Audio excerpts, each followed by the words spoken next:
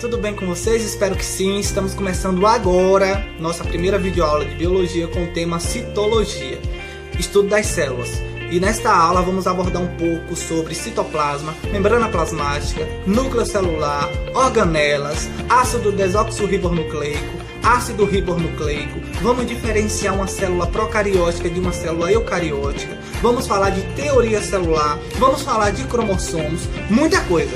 Pega o caderno de vocês, começa a registrar as informações importantes desse vídeo, tá bom? E para começarmos nossa aula, vou só finalizar aqui com a imagem do Star Wars e falar uma frase famosa que é: que a força esteja com vocês nessa videoaula, tá bom? Vamos para o próximo.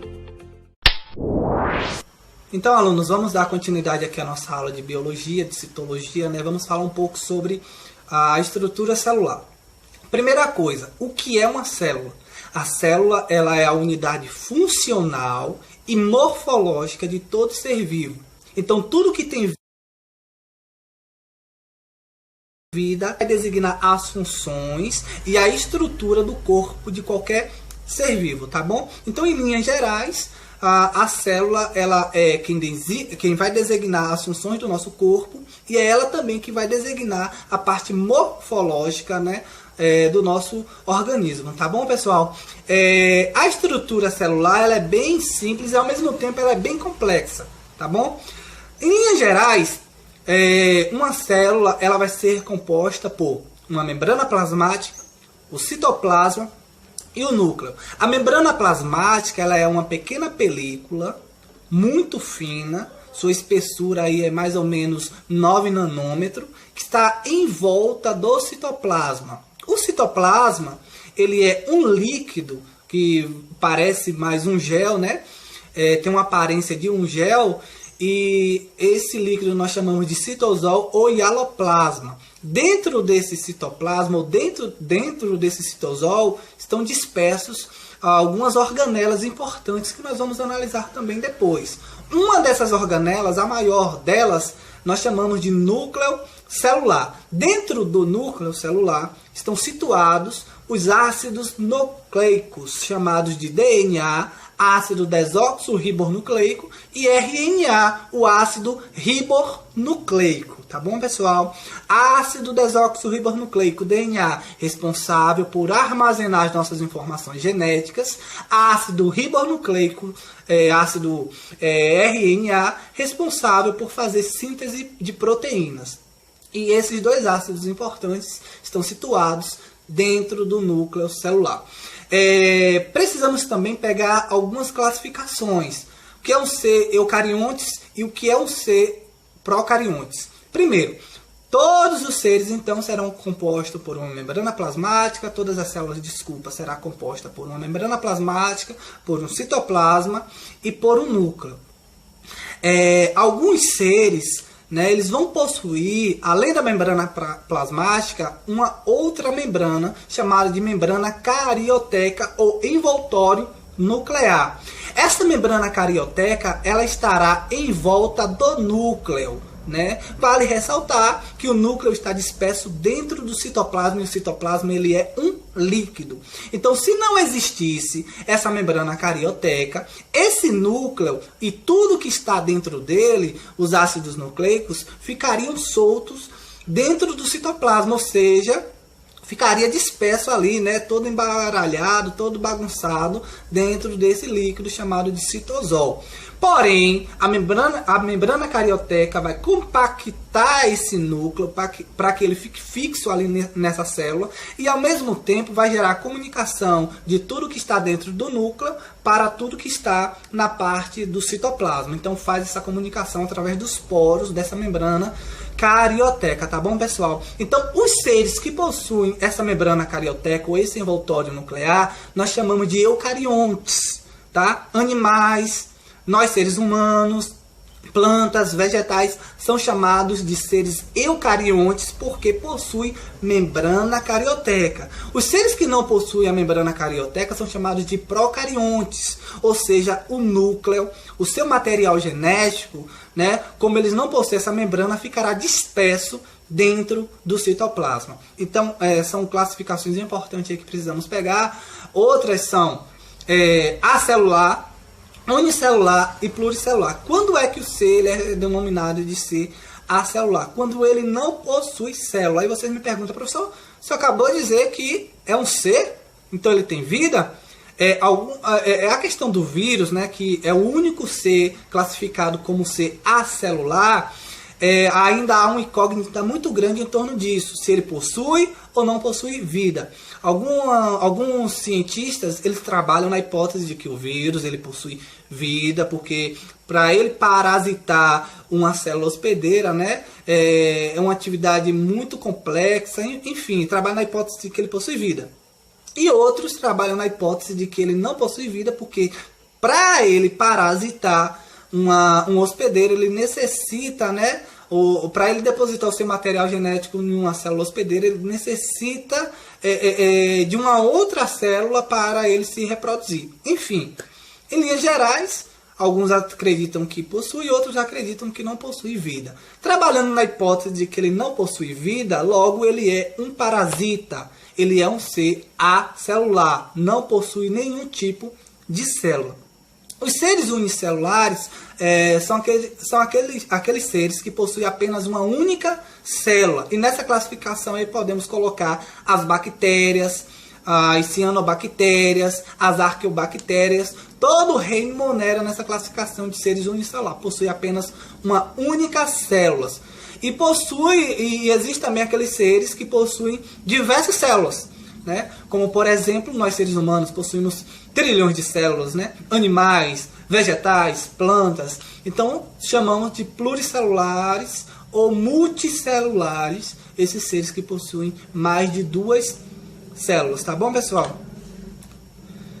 Vamos passar aqui para a próxima imagem. Nessa imagem que está passando aí agora para vocês, então nós temos o interior de uma célula. Aqui em volta, onde o cursor do mouse está passando, seria a membrana carioteca, a membrana plasmática, desculpa. Essa membrana plasmática é ela que vai fazer o controle do que entra e do que sai do interior, né, para fora e de fora para dentro desta célula. Ela faz esse controle aí, permeabilidade seletiva, né? Nós chamamos esse processo de permeabilidade seletiva porque ela faz o controle do que entra e do que sai e do que entra. Essa parte azul é o líquido chamado de citosol, que é o citoplasma. Observem que dentro desse citoplasma está situado muitas organelas, centríolos, ribossomos, mitocôndrias. Numa outra aula nós vamos abordar, pessoal, as funções de cada organela, tá ok? Mas vamos fazer um pequeno resumo aqui do que seria uma organela. Organelas, quando falamos esse termo, né, logo está ligado à questão de órgão. Pensamos em órgão. Todos os órgãos do nosso corpo eles desempenham uma função específica para o desenvolvimento de um sistema, para o desenvolvimento do nosso corpo. A mesma coisa são as organelas. Elas vão desempenhar uma função específica para o desenvolvimento desta célula. E aqui onde o mouse está agora, está situado o núcleo. Deixa eu puxar aqui minha câmera para cá, para o cantinho. Pronto. Aqui está o núcleo celular. E dentro desse núcleo aqui estão armazenados os nossos ácidos nucleicos, o DNA e o RNA. Então, essa aqui, pessoal, é a estrutura de uma célula. Observem na imagem que vocês estão vendo que ela é composta por... Olha os poros aqui da membrana plasmática. Ó. Esses poros aqui, é através dele que há a comunicação do meio intracelular para o meio extracelular, tá bom? Através desses poros nessa membrana carioteca. E vamos para o próximo. Como já trabalhamos, né? Procariontes e eucariontes. Então... As células procarióticas não possuem o envoltório nuclear, ou seja, não possuem a membrana carioteca. Logo, se elas não possuem essa membrana carioteca, o material genético fica disperso dentro do citoplasma. O DNA ou RNA vai ficar ali solto, né? E são denominados de procariontes ou procarióticos. E são representados, na sua grande maioria, pelo reino Monera, pelas bactérias, as cianobactérias e as arqueobactérias. E os seres chamados de eucariontes, justamente aqueles que possuem a membrana carioteca, ou seja, o núcleo compactado. E neste caso aí se encaixam, né, os protozoários, as algas, os fungos, as plantas e os animais. Como eu disse para vocês, a célula então ela vai ser a menor unidade viva de um organismo e é utilizada para diferenciar um ser, né, que possui vida daquilo que não possui vida, né, daquilo que é um parasita. Então, como eu disse para vocês, aqui nós temos a questão do vírus, né? O vírus ele é classificado como um ser acelular, porque ele não possui nenhum tipo de célula. Então, se ele não possui célula, logo ele não possui um metabolismo próprio. Ele precisa parasitar um hospedeiro para só depois criar, se reproduzir, né, e criar mutações. Por exemplo, agora estamos passando aí por um processo, né, com a propagação de um vírus chamado coronavírus. E esse vírus está formando uma doença chamada Covid-19. Depois eu estarei fazendo uma videoaula também para falar sobre o coronavírus, uma aula específica de coronavírus. Porém, o vírus, ou qualquer vírus, ele é um ser acelular, ele não tem um metabolismo próprio. Ele passa a ter o metabolismo próprio, ele passa a se reproduzir, ele passa a criar mutação quando ele deixa de ser um parasita, quando ele encontra uma célula hospedeira e então ele deposita o seu material genético e aí agora passa a controlar as atividades metabólicas desta célula. Tá bom, pessoal? Vamos para o próximo slide. A célula ela foi descoberta em 1665 por um cientista muito famoso chamado de Robert Hooke, após ele analisar um pedaço de cortiça, que é um material, né, um tipo de madeira, ele colocou no microscópio e ele observou que aquele pedaço de madeira ela era formada por diversas coisas pequenas, muito pequenas, que estavam aglomerados ali entre si. E aí naquele momento, naquela circunstância, né, ele não sabia muito bem sobre essa questão da divisão da celular, as partes, os componentes da célula. Ele observou que todo ser vivo, então, ele era composto por algo e que esse algo era compactado ali, né, se aglomeravam entre si para formar o todo.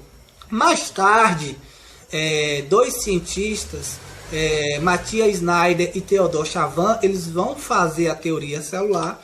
E a teoria celular, né, tem diversos pontos. Porém, os mais importantes aqui que Theodor Chavan e Snyder vai dizer todos os organismos vivos são formados por uma ou várias células. Ou seja, existem organismos que são formados por uma única célula e classificamos como seres unicelular. E existem aqueles organismos que são formados por diversas células que chamamos de seres pluricelulares, tá bom? As células, como eu já disse para vocês, segundo a teoria celular, ela é a unidade funcional dos seres vivos. Todas as funções do nosso corpo estão ligadas à questão celular. E uma célula somente origina de uma outra célula existente. Aí entra a questão, né, por exemplo, da fecundação. Tu tem ali a liberação de uma célula masculina, né, o espermatozoide, que fecunda com uma célula feminina chamada de óvulo. Esse óvulo e esse espermatozoide vão fecundar, vão fertilizar e vai formar uma nova célula chamada de zigoto.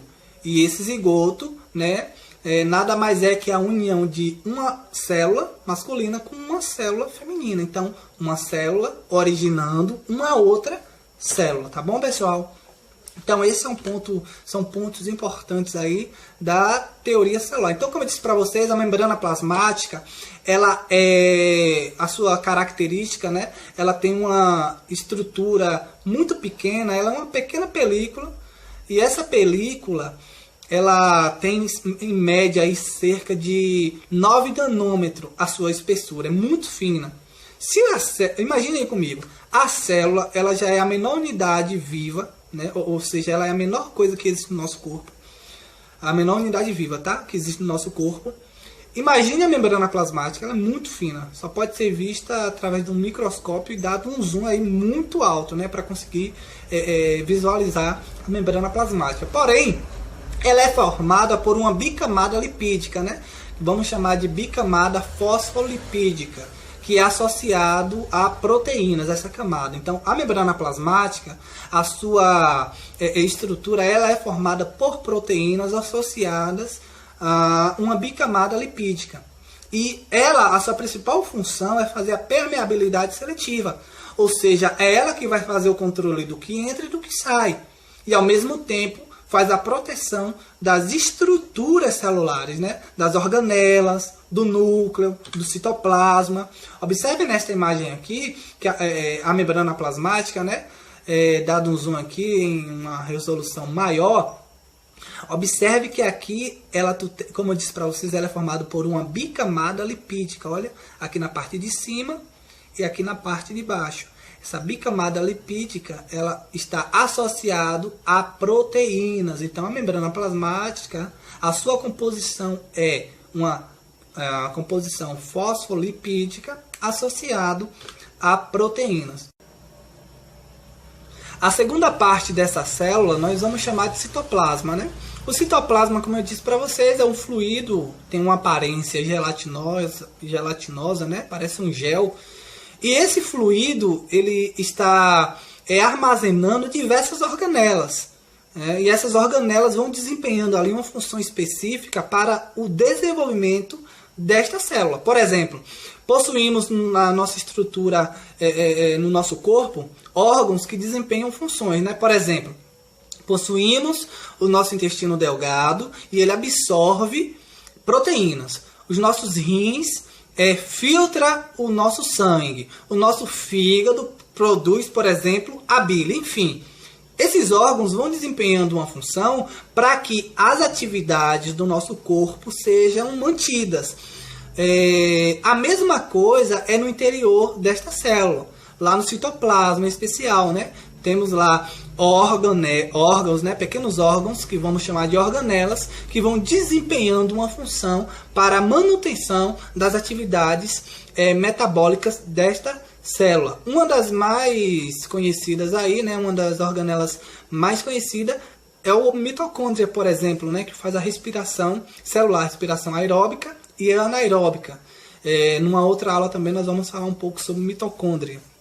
E no interior desse citoplasma possui aí, né, a maior destas organelas, chamado de núcleo celular. E o núcleo, como eu disse para vocês, armazena o DNA e o RNA, o ácido desoxirribonucleico, que é passado para nós pelos nossos pais.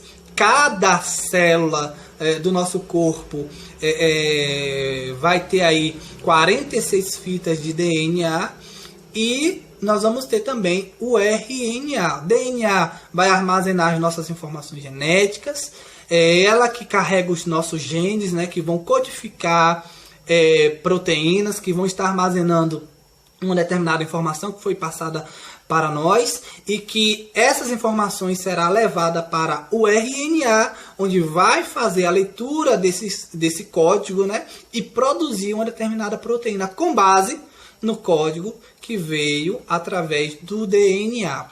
É por isso que nós dizemos, né, que o DNA ele é o código universal, ele é o código genético, porque ele carrega as nossas informações genéticas, por exemplo, a coloração dos meus olhos, a minha altura. Essas informações genéticas serão carregadas para mim, meu pai e minha mãe mandou para mim, através de códigos. E esses códigos estão situados no DNA. Esse DNA encaminha esses códigos para o RNA e ele faz a leitura e produz essa proteína, tá bom, pessoal? Então, por hoje é só a nossa aula de biologia, essa primeira aula de biologia, falando um pouco sobre essa estrutura celular, né? As funções de cada parte da célula. Termina aqui.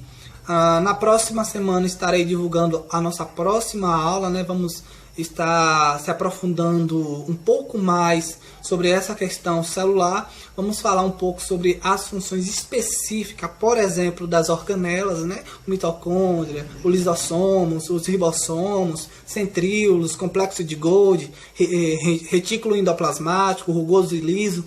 Vamos falar um pouco sobre essas organelas, as suas funções específicas para o desenvolvimento desta célula, tá bom? Espero que vocês tenham gostado, espero que vocês tenham aprendido. Qualquer dúvida é só deixar no meu WhatsApp ou passar um e-mail. Deus abençoe e até a próxima.